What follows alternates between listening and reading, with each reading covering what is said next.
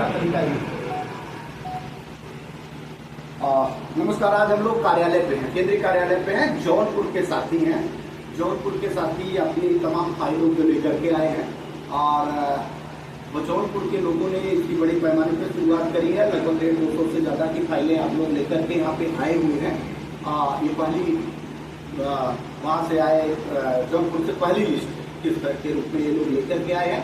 उसके बाद 2000 का टारगेट हम लोगों ने दिया है कि जौनपुर से 2000 फाइलें आएंगी, जिसके कारण देश भर पे और भी तमाम जनपद जो वो अपने अपने जनपद को जो टारगेट मिले हैं उसी आधार पे लोग काम करेंगे। तो आप लोगों को बधाई। और इसी के साथ हम लोग एक नई कमेटी का भी वहाँ गठन कर रहे हैं और नवनियुक्त जिलाध्यक्ष के रूप में राजेश कुमार जी को जिलाध्यक्ष वहाँ हम लोगों ने नियुक्त किया है। और आप प्रहलाद मौर्य जी, मनोज यादव जी महासचिव और ये उपाध्यक्ष के रूप में नियुक्त किए गए हैं। तो ये कमेटी है प्रदेश नेतृत्व के, उत्तर प्रदेश अध्यक्ष संसार सिंह जी की टीम लगातार काम कर रही है, हर जनपदों में और लगे हुए हैं। बहुत जल्द उत्तर प्रदेश के प्रदेश अध्यक्ष है। उत्तर प्रदेश अब क्या करने जा रहा है ये मैं चाहूंगा कि संसार सिंह जी स्वयं इस विषय पर अपनी बात है। नमस्कार दोस्तों, मैं संसार सिंह, उत्तर प्रदेश प्रदेश अध्यक्ष। देखिए, अभी जो फंडा चल रहा है सारा का, वो पैसा देने का नहीं है कि जिस प्रकार आपने खाते खोले हैं, आपके खातों को भी झुकला दिया गया है। दोबारा से मेंबरशिप और जो है ओपनिंग फार्म भरने का जो खेल रहे हैं, जो एफसी गार्जन है, जो ये शाखा प्रबंधक के लोग हैं, जो सारा से जुड़े लोग हैं, तो इनकी मंशा जो है पैसा देने की नहीं है। तो आपको अगर अपना भुगतान लेना है तो संगठन की पीआईएल से आपको जुड़ना पड़ेगा और जुड़ने के लिए आपको जिला वाइज आपको जिम्मेदारी लेनी पड़ेगी और जिम्मेदारी लेकर अपने डॉक्यूमेंट्स संगठन के कार्यालय पर आपको जमा करने पड़ेंगे। अध्यक्ष जी, एक हम चर्चा करें। काफी दिनों के बाद उत्तर प्रदेश भी सक्रिय भूमिका में आ रहा है। लोग कह रहे थे कि उत्तर प्रदेश में लोगों की टीम आगे निकल के नहीं जा रही है। मुझे लगता था हमारी टीम से लगातार बातें और जिनकी प्रदेश अध्यक्ष भी लगातार कनेक्ट थे। इंटरनल आपने क्या किया? लोगों की जानकारी में ये क्या सूचना है कि लोग कैसे जाने कि उत्तर प्रदेश में कितने जनपदों में लोग अभी वर्तमान में काम कर रहे हैं और अपने कागज तैयार? देखिए, उत्तर प्रदेश में जो है 75 जनपद और 75 जनपदों में जो है कम से कम ये मान के चलिए कि जो है 60-70 जो है जनपदों में जानकारी हमारे संगठन के लोग हैं। और उसके साथ साथ जो सक्रिय भूमिका निभा रहे हैं उसमें भी कम से कम भी 40-50 जो है जिले ऐसे हैं जो सक्रिय भूमिका में है। लेकिन अंदर खाने जो है काम कर रहे थे, हम भी अंदर खाने काम कर रहे थे, जो कि ईओडब्ल्यू जो कार्रवाई होती है, राज्य स्तर की कार्रवाई होती है, उसमें हम सब लगे हुए हैं। जगह जगह हमने जो है कानूनी कार्रवाई के हिसाब से लगे हुए हैं, एफआईआर के हिसाब से लगे हुए हैं, क्योंकि भुगतान जो है कानूनी रूप से मिलेगा, व्यक्तिगत रूप से नहीं मिलेगा या सिंगल व्यक्ति को नहीं मिलेगा। तो आज जो संगठन ने जो है आपको करके दिया है पूरे उत्तर प्रदेश में और पूरे देश में जो काम कर रहे हैं आज, तो अभयदेव शुक्ला जी के नेतृत्व में जो पीआईएल का जो है बिगुल बजाया है हमने दिल्ली के अंदर, उसमें हम कामयाब हो गए और पूरे उत्तर प्रदेश के लोग हम साथ हैं। संगठन उत्तर प्रदेश के लोग साथ हैं और निश्चित तौर पर मुझे आशा और विश्वास है कि चूंकि मैं भी उत्तर प्रदेश से आता हूँ और मेरे भी जनपद के लोग और तमाम जनपदों के लोग लगातार जैसे हम लोग पीआईएल की तैयारी कर रहे थे, अब ये बारी उत्तर प्रदेश के लोगों की भी है बड़े पैमाने पे खड़ा करने की। और उत्तर बिहार ने अपना काम किया है आंदोलन को खड़ा करने, बड़ी महत्वपूर्ण रोल है। मध्य प्रदेश ने कानूनी कार्रवाइयों के साथ साथ पीआईएल में अपनी भूमिका स्पष्ट करी। उसके एवज में आपको मध्य प्रदेश से प्रभारी के रूप में सतीश चतुर्वेदी मिले हैं। निसंदेह अच्छा काम कर रहा है, तमाम और साथी काम कर रहे हैं संगठनात्मक ढांचे के रूप में। राजस्थान, जिसको हम लोग जानते ही नहीं थे कि हम पीआईएल से या किसी संगठन से खड़ा कर पाएंगे, राजस्थान बहुत अच्छी तरीके से हम लोगों के पीआईएल की संख्या को बढ़ाने का काम कर रही है। और उसके बाद हम मध्य प्रदेश से आगे जब निकलते हैं तो गुजरात वे भी बहुत अच्छा कार्य लोग कर रहे हैं और धीरे धीरे हम लोगों के पास रिजल्ट दिखने लगा। ऐसे 22 राज्य हैं, 22 राज्यों में हम लोगों ने कार्यालय को खोला है। उन 22 राज्यों के प्रदेश की कमेटियों के भी नंबर हम लोगों ने लोगों को जारी किया है। यहाँ हमारे लोगों से बात करने के अलावा आप लोगों से जो भी वीडियो सुन रहे हैं, जिन राज्यों में आप लोग हैं, आपका पैसा सहारा में है, वो लोग सुप्रीम कोर्ट में सीधे शामिल हो। इसके लिए हम लोग वो प्रयास कर रहे हैं ताकि हम सुप्रीम कोर्ट में अलग बेंच पा सके और उसकी कानूनी लड़ाई लड़के जीत सके। अच्छा, ये कानूनी लड़ाई हम क्यों लड़ रहे हैं? हम सब जानते हैं कि सहारा सेबी का एक मामला जिसमें 25,000 करोड़ रुपए का मामला लेकर के 12 साल तक लोगों को अलग अलग तरीकों से गुमराह कर दिया गया। पैसा नहीं आया, आंदोलन शुरू हुआ, आंदोलन ने बड़े पैमाने पे दबाव बनाया। उसी 25,000 करोड़ में से 5,000 करोड़ रुपए सरकार वापस लेकर के जाती है। ये आंदोलन के दौरान दबाव का असर था। इमीडिएटली उसको कोर्ट जाना पड़ता है और कोर्ट जाके 5,000 करोड़ लाना पड़ता है। आप आंदोलन का ही असर देखेंगे बड़े पैमाने पे। अभी तक कोई कानूनी कार्रवाई नहीं हुई है, ध्यान रखिएगा इस विषय पे, ध्यान रखिएगा साथियों। आज तक जितने केस लगाए गए, कहीं भी किसी ने केस लगाए, उसके बड़े पैमाने पे कोई कार्रवाई नहीं हुई। कार्रवाई आंदोलन के दबाव पे हुई है, वो भी आंदोलन के दबाव के नाते सुप्रीम कोर्ट से सहारा सेवी के जिस खाते से वो 12 साल तक पैसा नहीं निकाल पाए थे, उससे 5,000 करोड़ सरकार के पास लाना पड़ा था। ये आंदोलन की ही देन। दबाव ना पड़ा होता तो ना होता। इस नाते आंदोलन प्रथम वरीयता है आंदोलन की भी, क्योंकि कानूनी लड़ाई लड़े बिना ये पैसा नहीं मिल सकता। जब तक हम लीगली जाएंगे नहीं, सही समय पे जाएंगे नहीं, तब तक हमारे पैसे का भुगतान नहीं हो सकता। इस नाते आंदोलन पीआईएल की तरफ भी जा रहा है। पीआईएल में जैसे ही हम जाएंगे, वैसे ही हमारे रद्दी के टुकड़े कागज जो है वो पैसे में तब्दील होंगे। मैं एक बात कर रहा हूं कि 40,000 करोड़ रुपए आज सेबी के पास पहुंच गया। क्या सहारा के लोग जो एजेंट हैं, जो उनके बड़े अधिकारी हैं, सहारा से भी उसके खिलाफ तमाम ज्ञापन देते थे, क्या आज आंदोलन के साथ आएंगे? सेबी का पैसा निकलवाया जाए कि नहीं निकलवाया जाए? दबाव ना पड़ा होता तो ना होता। इस नाते आंदोलन प्रथम वरीयता है आंदोलन की भी, क्योंकि कानूनी लड़ाई लड़े बिना ये पैसा नहीं मिल सकता। जब तक हम लीगली जाएंगे नहीं, सही समय पे जाएंगे नहीं, तब तक हमारे पैसे का भुगतान नहीं हो सकता। इस नाते आंदोलन पीआईएल की तरफ भी जा रहा है।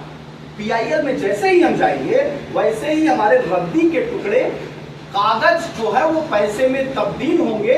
मैं एक बात कर रहा हूं कि 40,000 करोड़ रुपए आज सेबी के पास पहुंच गया। क्या सहारा के लोग जो एजेंट हैं, जो उनके बड़े अधिकारी हैं, सहारा से भी उसके खिलाफ तमाम ज्ञापन देते थे, क्या आज आंदोलन के साथ आएंगे? सेबी का पैसा निकलवाया जाए कि नहीं निकलवाया जाए? उस पैसे को लेने का अधिकारी है हम कि नहीं है? चलिए मानते हैं 2 लाख करोड़ रुपए कब मिलेगा कब नहीं मिलेगा उसका कोई गारंटी नहीं, लेकिन आज सरकार के पास 40,000 करोड़ रुपए पहुंच चुके। 25,000 के चक्कर में आप बिखरे रहे। 25,000 तो 12 साल लगा दिया उसने। आंदोलन ने दबाव लगाया, 2 साल के अंदर 5,000 करोड़ रुपया दिया उसने। लेकिन आंदोलन का ही दबाव हुआ कि उनके सभी डायरेक्टरों पे बड़ी तैयारी लगाई गई और ईडी की बड़ी कार्रवाई हुई और 16,000 करोड़ रुपए और भी खाते से निकाल करके सेबी के खाते में ट्रांसफर कर दिया गया। 40,000 रुपए किसके पास है? 40,000 करोड़ रुपए किसके पास है? सेबी के पास है। सेबी गुनाहगार हो सकती है, मानता हूं कानूनी लड़ाई है, लेकिन वो पैसा देश के निवेशकों का है और सरकार उसकी गवर्निंग बॉडी है। वैसे भी आइए ना, आपका ही कहते हो पैसा है, सहारा का ही कहते हो पैसा है, उस पैसे के लिए निकलो जो 40,000 करोड़ है। मैं नहीं कह रहा हूं कि आप 2 लाख करोड़ के लिए निकलिए। अगर 40,000 करोड़ ही आ जाएगा और वो पैसा बढ़ जाएगा तो आधे से ज्यादा लोगों के पैसे का भुगतान हो जाएगा। सरकार 5,000 करोड़ रुपए देकर के फंस गई है, लेकर के फंस गई है। अब सरकार भाग नहीं सकती, अब सरकार आपको डिनाई नहीं कर सकती। अब सरकार को पैसा देना ही पड़ेगा, कम से कम 40,000 करोड़। तो लेने की जिम्मेदारी किसने रोका? आइए कानून के दरवाजे पे पीआईएल से दावा ठोक दीजिए, सरकारों के ऊपर भी, कोर्ट के ऊपर भी, सेबी के ऊपर भी और संवैधानिक व्यवस्था में आने वाले उन सभी तंत्रों के ऊपर जिसमें सहारा भी शामिल है। सारा भी शामिल है। जिम्मेदारों को बख्शा नहीं है और देश के निवेशकों का पैसा रिलीज करा दिया जाए और वो सरकार की जिम्मेदारी है कि वो किस रास्ते से कैसे बांट करके हमको पैसा देगी। लड़ाई तो सिर्फ इसी बात की है, चाहे सहारा के काउंटर से दे या सरकार अपने काउंटर खोल करके दे, हमको इससे नहीं मतलब। हमको मतलब है कि हमारा पैसा सीधे हमारे खाते में कैसे आ रहा, इस नाते हम लड़ रहे हैं। ना हम सहारा का विरोध कर रहे हैं और ना ही हम किसी सरकार का विरोध कर रहे हैं। पहली बार देश में कोई सरकार बनी जिसका नाम है भारतीय जनता पार्टी। उस सरकार में कोई विपक्ष के लोग आज बोलने के लिए तैयार नहीं है। मैं धन्यवाद इस नाते भी देता हूं कि सरकार आपके दबाव में बोली। हमने इतने दबाव बनाए, विपक्ष क्यों नहीं बोला? तो बधाई का पात्र तो सरकार ही है। मैं फिर सरकार से कहता हूं कि अगर आपकी मंशा साफ है, अगर आपके देश के निवेशकों के पैसे देने के हकदार के रूप में आपने कमिटमेंट लिया है तो आपको देना होगा या फिर अपनी सत्ता छोड़नी होगी। आपने पैसा दिया है, आपने पैसे का कमिटमेंट लिया, उसकी हम बधाई देते हैं, लेकिन पैसा अतिशीघ्र दीजिए। इसकी जिम्मेदारी भारत की सरकार को ही है, क्योंकि पैसा सुप्रीम कोर्ट के पास नहीं, पैसा अब सरकार के पास है और सरकार को 40,000 करोड़ रुपए देना ही पड़ेगा। सरकार इसी के लिए मैं कह रहा हूं, इसी के लिए मैं अपनी बात कर रहा हूं कि यार इससे उलझोगे, हमसे उलझोगे तो उलझते रह जाओगे, ना तुम पाओगे ना हम पाएंगे, सरकार खजाने को लूट के लेके चल जाएंगे। अगर आपको लड़ना है तो ऑल इंडिया जन आंदोलन से मत लड़ो, अगर लड़ना है तो अभय देव शुक्ला से मत लड़ो, अगर लड़ना है तो इस सरकार से लड़ो, इस प्रबंधन से लड़ो, इस सिस्टम से लड़ो, ताकि 40,000 करोड़ रुपए वापस आए। बाकी लड़ते रहना, करते रहना। अभय देव इससे इत्तेफाक नहीं रखता, सेहत पे कोई फर्क नहीं है अभय देव। पैसा डूबेगा तो आपका डूबेगा, पैसा मिलेगा तो आपका मिलेगा, उसमें एक कड़ी मैं भी हूं, वो पैसा मुझे भी मिल जाएगा। लेकिन ये सोचो कि अकेले मेरा पैसा मिल जाएगा, ना ऐसा संभव है, ना तुमको लेने दूंगा ना अपने पाऊंगा। तो पैसा मिलेगा तो सबको मिलेगा, यानी मिलेगा बटेगा तो सब में बटेगा, नहीं तो सब कट जाएगा। धन्यवाद हमारे तमाम टीम के लोगों को और तमाम जो नए नए साथी आए हैं वो लोग लगातार जोड़ रहे हैं। सबको बहुत बहुत आभार, अभिनंदन कि आप निरंतर जुड़ते रहिए। अतिशीघ्र हम लोग सुप्रीम कोर्ट में रहेंगे, तो हमारा आपका वादा है। हम लोग पूरी तैयारी कर चुके हैं। तमाम एक सूचनाओं के साथ मैं और भी अपनी बात रखता हूं।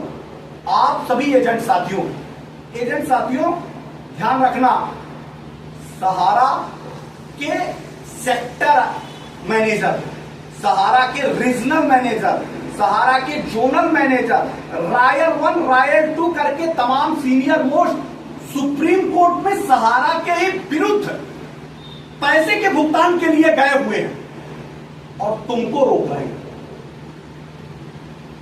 जरा यह सोचना कि वो सुप्रीम कोर्ट में गए हैं सहारा के ही विरुद्ध और तुमको उस कागज को सुप्रीम कोर्ट नहीं भेजने देना चाहते। आखिर कारण क्या है समझ जाइए।